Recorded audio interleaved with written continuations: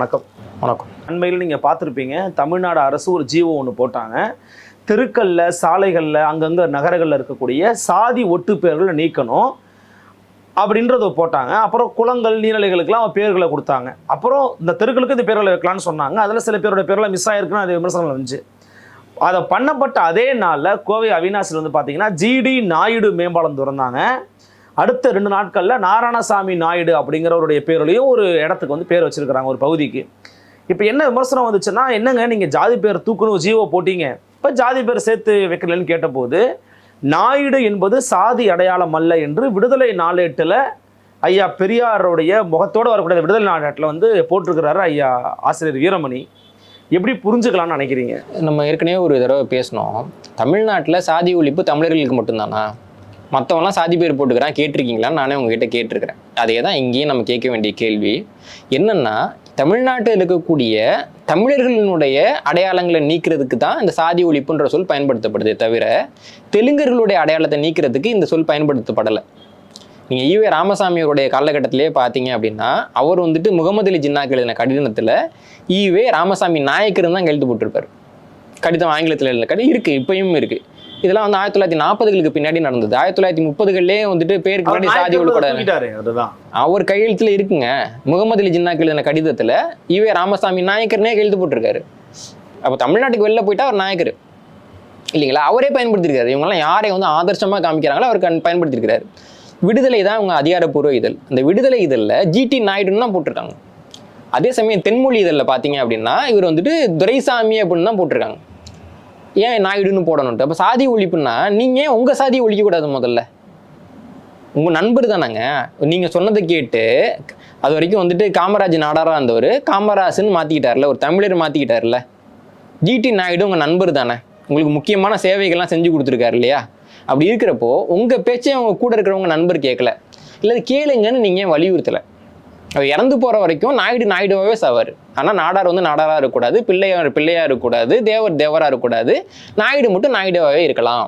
எடுத்த எல்லாருக்கும் தானே எடுக்கணும், அதை ஏன் எடுக்கலன்னு கேட்குறேன். ஏன்னா அது அவங்க ஜாதிங்க. இன்னைக்கும் வந்து இவ்வளவு 21 நூற்றாண்டுல வாழ்ந்துகிட்டு இருக்கோம், கேட்பாங்க. தமிழ்நாட்டில் திராவிட இயக்கம் வைத்த அந்த சாதி ஒழிப்புங்கிற முழக்கம் வந்துட்டு தமிழ் சாதிகளை ஒழிப்பதற்காக மட்டுமே முன்னெடுக்கப்பட்ட முழக்கம். தெலுங்கு சாதிகளை நீக்கணுங்கிறதுக்காக அவங்க எந்த முயற்சியும் செய்யலை. நான் என்ன கேட்குறேன், நீங்களா போய் ஜாதியெல்லாம் ஒழிக்க வேணாம். ஜிடி நாயுடு இறக்குறப்போ அவருக்கு வந்து ஜிடி நாயுடு சேரிட்டபிள் ட்ரஸ்ட்னு இருந்தது.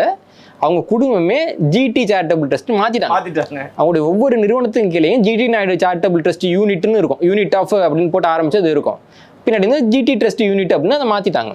அவருடைய பேரில் இருக்க மெட்ரிகுலேஷன் ஸ்கூலாக இருக்கட்டும், பள்ளியாக இருக்கட்டும், கார் மியூசியமாக இருக்கட்டும், அல்லது வந்து ஓட்டுநர் பயிற்சி மையமாக இருக்கட்டும், எல்லாம் ஜிடின்ற பேரில் தான் இருக்குது. அந்த குடும்பமே விட்டுட்டு அவங்க பையனே ஜிடி கோபால் தான் பேர் போட்டுக்கிறாரு. அவனை கூப்பிட்டு நீ எப்படி ஜாதியை விடலாம், ஒரு நாயுடுவா பிறந்துட்டு நீ ஜாதியை விடலாமா? கோபால் நாயுடுன்னு போட்டுக்க, அதனால நீ நாலுலேருந்து நாயுடு நீ போட்டுக்க. அவன் பைத்தியக்காரன் நான் சொல்கிறது கேட்குறான், நீமா கேட்ப அப்படின்றது தான் நீ விடுதலை நமக்கு முன்னெச்சரிக்கக்கூடிய ஒரு கேள்வி இல்லைங்களா?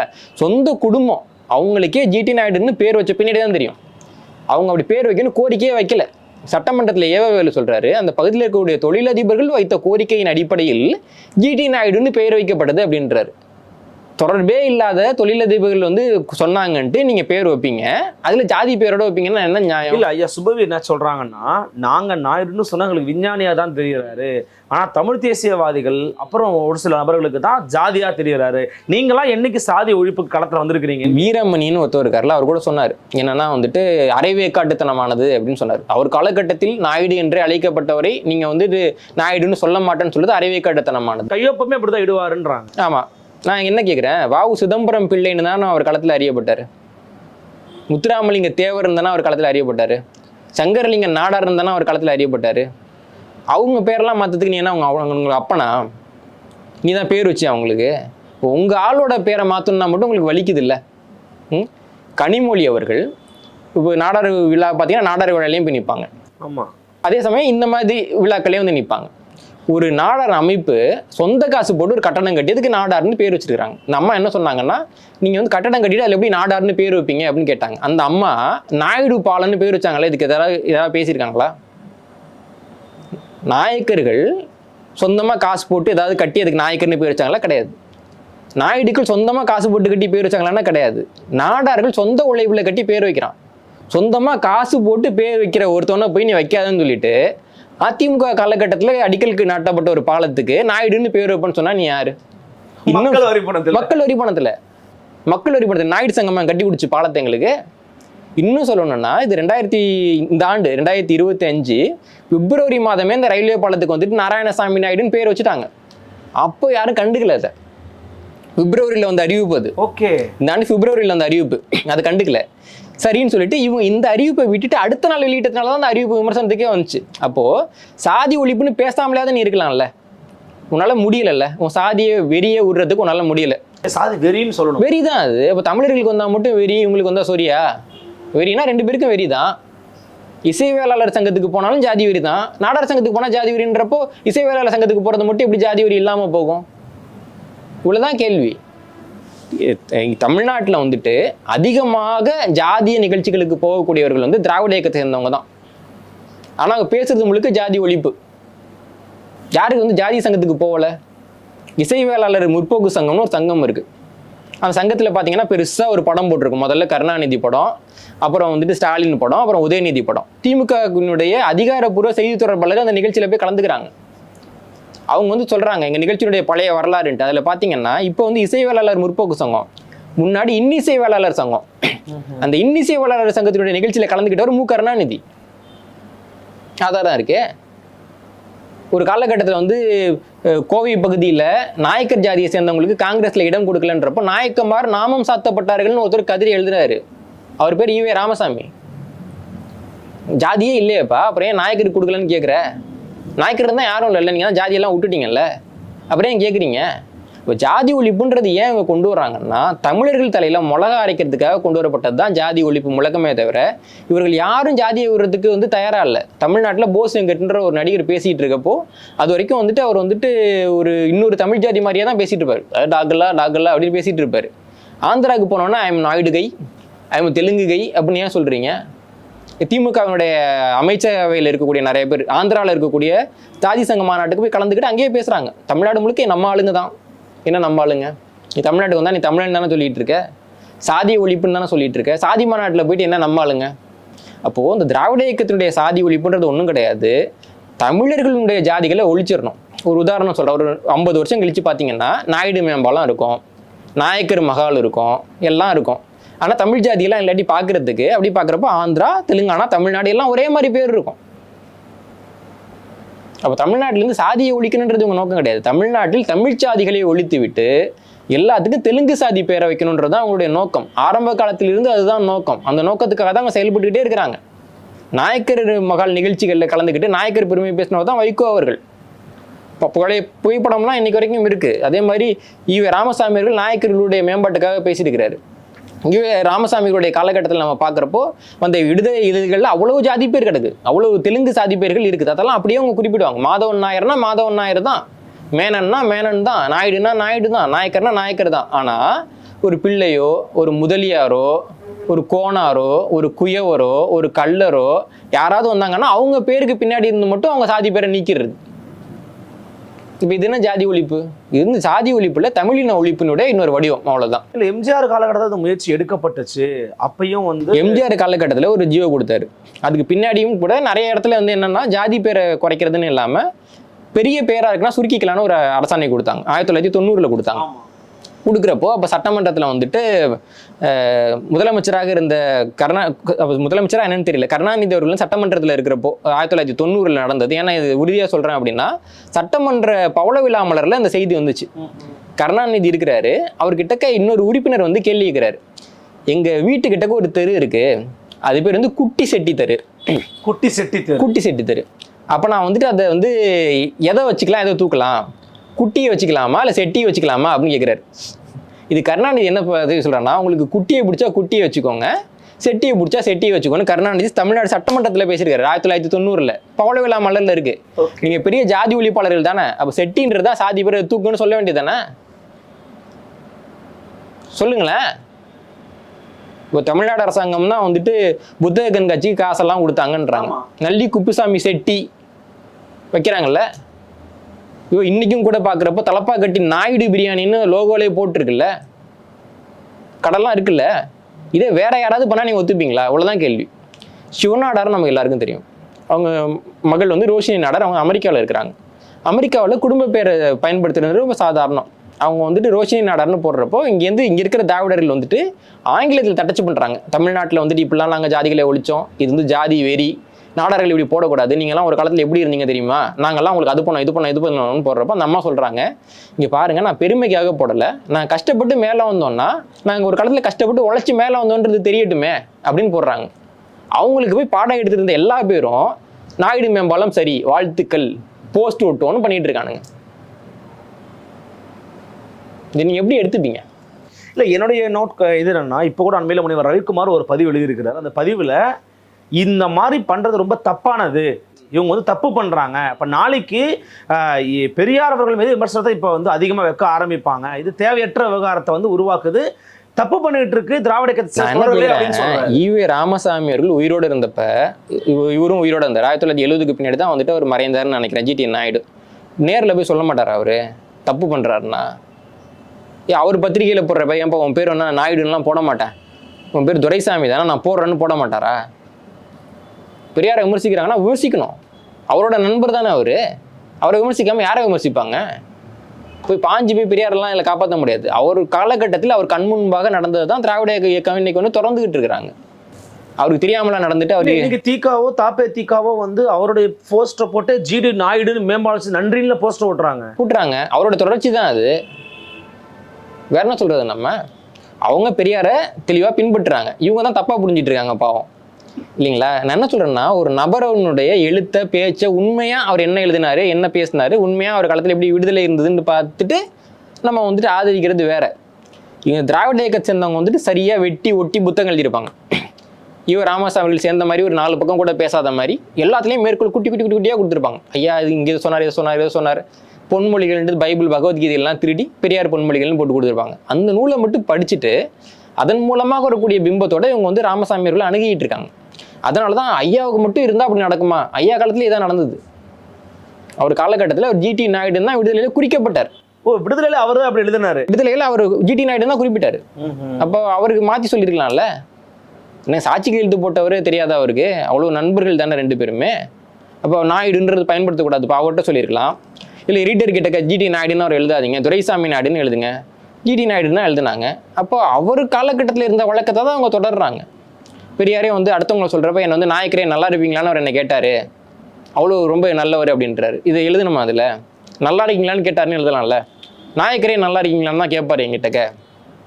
ஏன் அப்படி எழுதுறாரு? இல்லைங்களா? நம்ம திருப்பி புரிஞ்சிக்க வேண்டியது என்னன்னா, சாதியை ஒழிக்கணும் அப்படின்றதுல அவங்க வந்து நமக்கு முன்னுதாரணமா இல்லை. சாதியை கேட்டதுல வேற உதாரணத்துக்கு இன்றைய அமைச்சர் ஐயா துரைமுருகன் அவர்கள் கூட ஒரு இடத்துல பேசும்போது, நான் முதல்ல பெரியார் சந்திக்கும் போது, டேய் நீ என்ன ஆளுன்னு கேட்டாரு, நான் வன்னியருங்கிறேன், நீ நீ சூத்திரம் தான் அப்படின்னு சொன்னாரு அப்படிங்கிறத சொன்னார்ல. இதே மாதிரி தமிழர்கள் எல்லாருமே சொல்லியிருக்காரு, எல்லா ஜாதிகாரங்களும் சொல்லியிருக்காரு. டி நகர்ல கடைசியா அவர் பேசின உடனே மிக கடுமையான திட்டு இருக்கிறாருல்ல. அப்போ தெலுங்கு ஜாதியினரை பத்தி பெரியார் இப்படி என்னெல்லாம் திட்டினாருன்னு அதை சொல்லுங்களேன். நான் வந்து ஜிடி நாயுடுன்னு பேர் சொன்னேன், உடனே பெரியார் என்ன கூட நாயுடுன்னு நீ சொல்லாத, நாயுடுன்னு என்னன்னு தெரியுமா என்ன திட்டினாருன்னு ஜிடி நாயுடு எங்க பேசியிருக்காரா? இல்ல. இப்போ தெலுங்கு ஜாதியினரை உங்க ஜாதி வந்துட்டு இப்படி கிடையாது, இப்படி நீங்க ஜாதி பேர் போட்டா நான் சூத்திரன்னு சொல்லுவாங்கன்னு ஈவே ராமசாமி அவர்கள் விமர்சித்ததாக ஒரு குறிப்பு காட்டுங்க பார்ப்போம். ஒரு பக்கம் தெலுங்கு ஜாதி பேர் போட்டால் நான் என்கரேஜ் பண்ண வேண்டியது, இது என்னங்க ஜாதி பேர் எடுத்துட்டீங்க உடனே போடுங்க, நாங்கள் பகலத்துக்கே அந்த பேர் தான் வச்சிருக்கோம்னு சொல்ல வேண்டியது. தமிழன் போட்டால் மட்டும் ஐயோ அப்படிலாம் பண்ணக்கூடாது, அதெல்லாம் பண்பாடு கிடையாது, அது கிடையாது, இது கிடையாது, இதெல்லாம் பேரை தூக்குங்கன்னு சொல்ல வேண்டியது. என்ன கதை? அவ்வளோதான் கேட்குறேன். தமிழ்நாட்டில் தெலுங்கர்களாகிய உங்களுக்கு இருக்கக்கூடிய அந்த உரிமை ஏன் தமிழர்களுக்கு இல்லை? தெலுங்கர்களாகிய நீங்கள் அதை பண்ணுறப்ப அது முற்போக்குன்னா, தமிழராகிய நாங்கள் பண்ணால் மட்டும் என் பிற்போக்குன்றதான் என்னுடைய கேள்வி. தமிழ்நாட்டில் இவ்வளவு தமிழர்கள் ஜாதி பேரை விட்டுட்டோம்ல. இல்லை, இன்னைக்கு நம்ம யார் பேர் பின்னாடியுமே ஜாதி இல்லை தானே, அது ஒரு முற்போக்கு அடையாளம் தானே. அது முற்போக்கு அடையாளம்னா அதையும் ஊக்குவிக்க மாட்டேன்றாங்க. அது ஊக்குவிக்கணுங்கிறதான நம்மளுடைய கோரிக்கையா? ஏன் மாட்டேன்றாங்க? இவ்வளோதான் கேள்வி. ஊக்குவிக்க வேண்டியது. நான் ஊக்குவிக்காதீங்க நான் சொல்கிறேன், எல்லாரும் போட்டுங்க நான் சொல்கிறேன். நான் என்ன சொல்கிறேன், தமிழ்நாட்டில் இருக்கக்கூடிய எல்லாருக்கும் நீக்குங்க. கேரளாலேருந்து வந்த பரவாயில்ல மேனன்கிறது நீக்கு, ஆந்திராவிலேருந்து வந்தேன் பரவாயில்ல இந்த பேர்லாம் நீக்குன்னு தானே சொல்கிறேன். நாங்களாம் நீக்க மாட்டோம், கம்யூனிஸ்டில் இருக்கு, நீங்கள் தான் நீக்கிறோம். ராவுலாம் போட்டுக்கிறாங்கல்ல இல்லைங்களா, பேர்லாம் இருக்குல்ல, ராவு கூட பரவாயில்ல. சில பேர் வந்து ஜாதி பேர், சில பேர் வந்து ராவுன்னா ஆணை குறிக்கிறதுக்காக தான் சில சமூகங்கள்ல இருக்கு போட்டுக்கிறாங்க இல்லைங்களா. ஏன் போட்டுக்கிறாங்க? அவ்வளவுதான் கேட்கிறேன். ரோஹிணி மொல்லேட்டின்னு ஒருத்தவங்க இருக்கிறாங்க, தமிழ்நாடு முற்போக்கு எழுத்தாளர் சங்கத்துல துணைத் தலைவராக இருக்கிறாங்க. மொல்லேட்டிங்கிறது ஒரு தெலுங்கு ஜாதியினுடைய குடும்ப பெயர், புஷ்பா படத்துல வரக்கூடிய ஒரு குடும்ப பெயர். ஓகே இல்லைங்களா? போட்டுக்கிறாங்களே, அதே அவங்கள்ட்ட போய் கேட்க மாட்டேன்றீங்க. உங்களுடைய சாதி ஒழிப்புன்றது தமிழர்கள் மட்டும் ஜாதியை பயன்படுத்தக்கூடாது, இவ்வளவுதான் அவங்க ஜாதி ஒழிப்பு. தெலுங்கர்கள் பயன்படுத்திக்கிட்டே இருக்கணும், அதுவும் இவங்களோட ஜாதி ஒழிப்பு. நீங்க சொல்றது எப்படி ஒரு கவர்மெண்ட்டே வந்தது, நீங்க சொல்றது ஒரு விமர்சனமா நான் எடுத்துக்கிறேன். ஆனா இதே தமிழ்நாட்டுல நம்முடைய அமைச்சராக திகழக்கூடிய ஐயா தென்னரசு அவர்கள் தான் இதை ஜஸ்டிஃபையும் பண்றாரு. எங்க அவர் அப்படிதாங்க அறியப்பட்டாரு, அது பெரிய விஷயம் இல்லைங்கன்னு சொல்றாரு. அவர் நம்முடைய தமிழகத்தை சேர்ந்தவர் தான், நம்முடைய கூட தான் இருக்கிறாரு, பழகுறாரு. இப்போ எல்லாருமே அப்படி மைண்ட் செட்டில் இல்லைன்னு நான் கேட்குறேன். இந்த லீனேஜை பொறுத்த வரைக்கும் நம்ம வந்துட்டு ஒரு வகை லீனேஜ் தான் பார்ப்போம். இப்போ வந்துட்டு அம்மா கனிமொழி இருக்காங்க இல்லைங்களா, அவங்க ஏன் தேர்தல் வந்தால் திடீர்னு பனை மரத்துக்கு டிபிஎம் மாத்துறாங்க? ஏன் நாடார் சங்கத்தில் மட்டும் பேசுகிறாங்க, வேறு ஏதாவது ஜாதி சங்கத்தில் போய் பேசலாம்ல? ஏன் நாடார் சங்கத்தில் மட்டும் போய் தொடர்ச்சியாக பேசுகிறாங்க? ஒரு 3-4 நாடார் சங்கத்தில் எனக்கு தெரிஞ்சே பேசுகிறேன், ஏன் பேசுகிறாங்க? கே சார் வந்து ரெட்டியார் சங்கத்தில் பேசுகிறாரு, இல்லை அவங்க பேசுகிறாங்க. கனிமொழி அவர்கள் அவங்க ஏன் நாடார் சங்கத்தில் பேசுகிறாங்க? அது ஒரு காரணம் இருக்குல்ல. தங்கம் தென்னரசு அவர்கள் வந்துட்டு நாயுடுகளுக்கு ஆதரவாக பேசுறதுக்கு அதே காரணம் தான், வேற எந்த ஒரு காரணமும் இல்லை, இல்லைங்களா? அப்போது நாம் வந்துட்டு தமிழர்கள் அப்படின்னு சில பேரை பார்க்குறோம், அவர்கள் தங்களை அப்படி பார்க்கிறார்களாங்கிற கேள்வி தான் இந்த இடத்துல வருது. இதான் அதில் இருக்கக்கூடிய சிக்கல். அப்போ என்னன்னா, ஒருத்தவங்க வந்துட்டு தன்னை தாங்களே தமிழர்களாக பார்க்கலன்னா அடுத்தவங்க எப்படி அதை பார்க்கணும்னு நீங்கள் ஃபோர்ஸ் பண்ண முடியும்?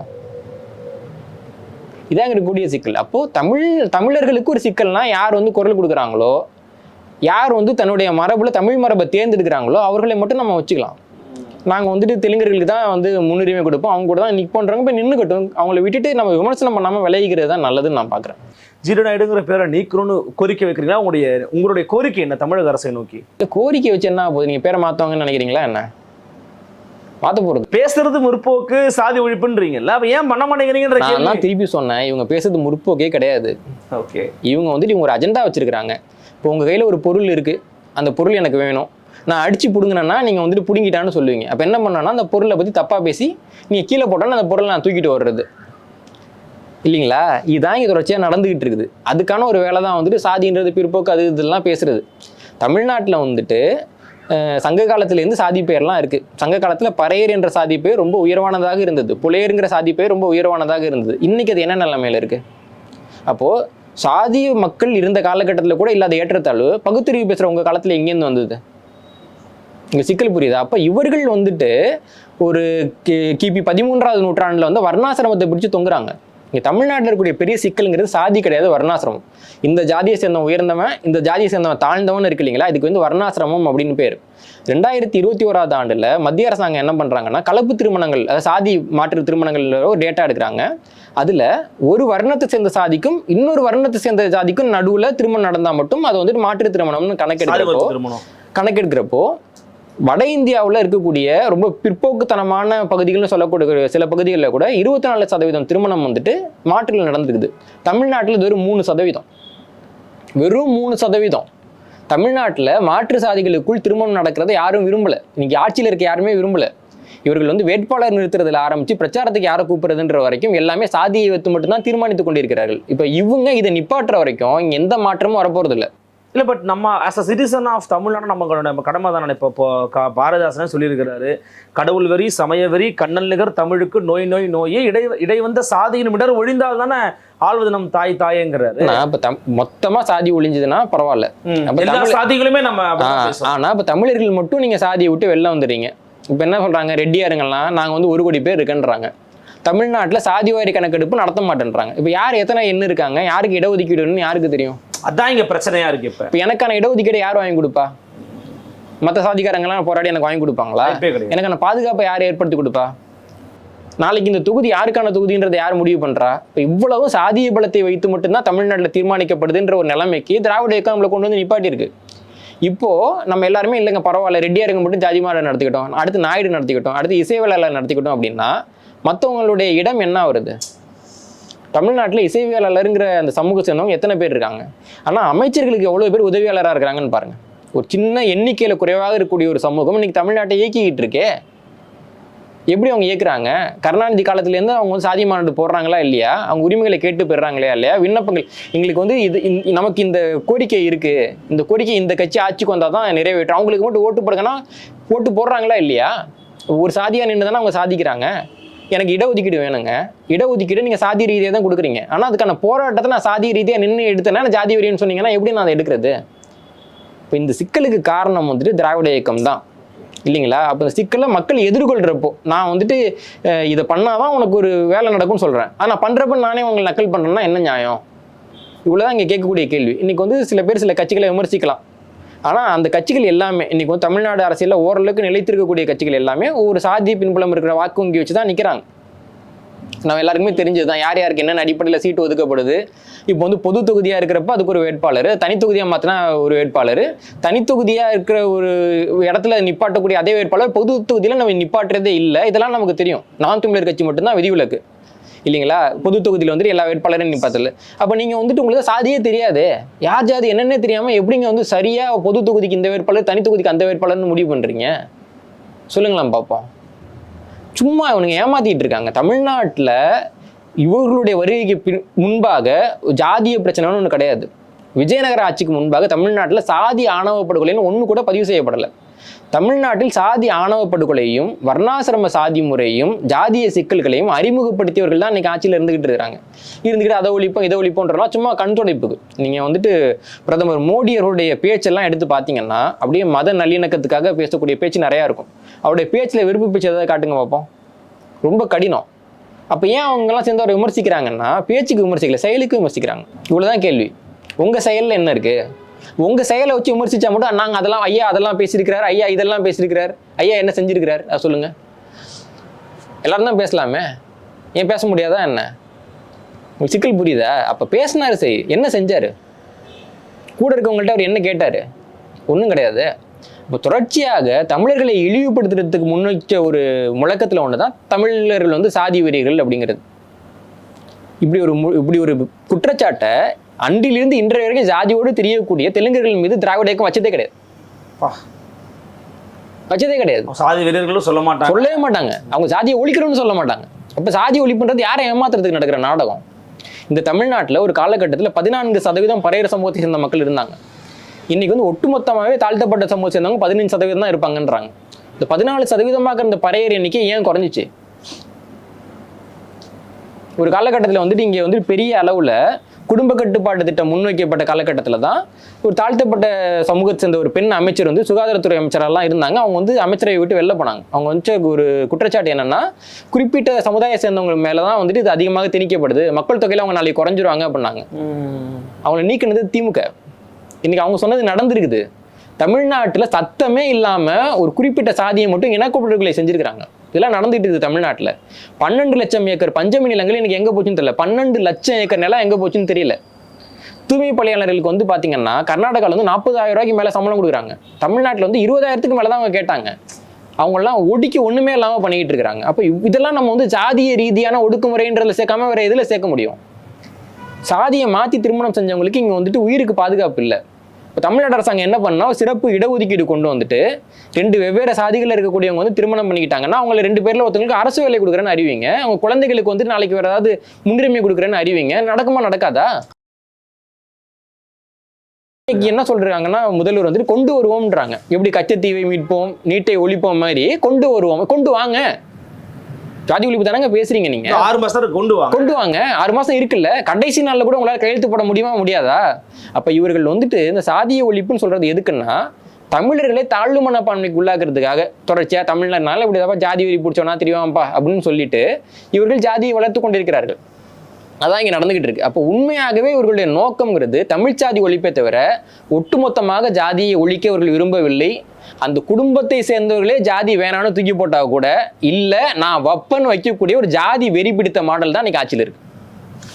பல விதமான கருத்துக்களை ரொம்ப வெளிப்படையாக யதார்த்தமாக பகிர்ந்துக்கிட்டீங்கன்னா மிக்க நன்றி. நன்றி. மீண்டும் சந்திக்கலாம். வணக்கம்.